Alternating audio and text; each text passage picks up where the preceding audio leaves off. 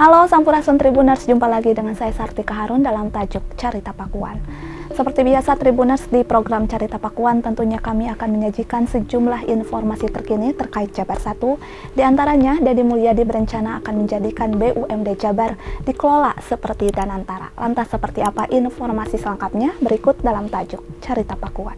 Tribuners, kita awali informasi pertama, lagi-lagi kabar duka menimpa Jawa Barat. Alih fungsi lahan di kaki Gunung Burangrang diduga menjadi penyebab terjadinya bencana longsor.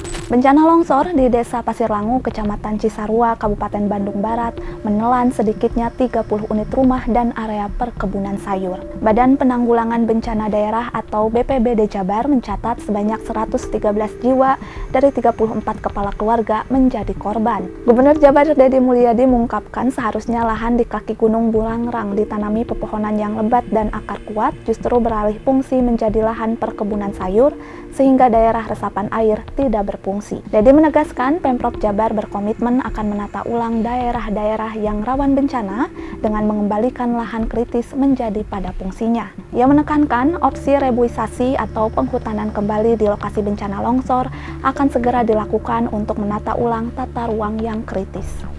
Masih di informasi yang sama Tribuners, sejak terjadinya bencana longsor di Cisarua, Deddy Mulyadi turun langsung ke lokasi dan melakukan sejumlah upaya yang bisa dilakukan untuk kedepannya.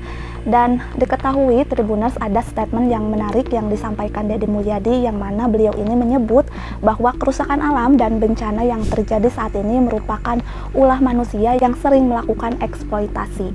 Berbeda dengan gubernur atau pemimpin, kebanyakan Deddy Mulyadi justru berani menyemprot pemerintah soal kesalahan tata ruang dan pengelolaan lingkungan.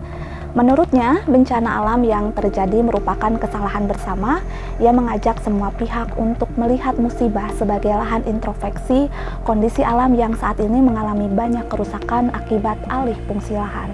Kerusakan alam yang ada merupakan akumulasi dari berbagai kebijakan dan perilaku manusia yang abai terhadap keseimbangan lingkungan. Di lain sisi, Deddy juga turut menyoroti terkait perubahan besar di kawasan perbukitan dan lereng gunung yang kini beralih fungsi menjadi kebun sayur dan bunga dengan sistem greenhouse. Deddy menegaskan penggunaan media plastik telah merusak daya dukung tanah dan mempercepat potensi longsor. Tak berhenti di situ, pihaknya juga menyinggung alih fungsi lahan persawahan menjadi kawasan perumahan, serta sungai yang mengalami pendangkalan yang berubah menjadi kawasan komersil.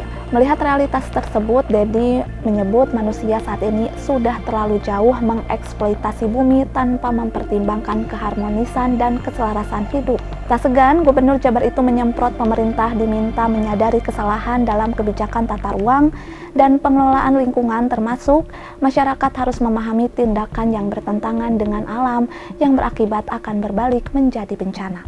Beralih ke informasi penutup Tribuners, Gubernur Jawa Barat Deddy Mulyadi menginginkan Badan Usaha Milik Daerah atau BUMD Jabar dikelola seperti Badan Pengelola Investasi atau BPI Daya Anagata Nusantara atau Danantara.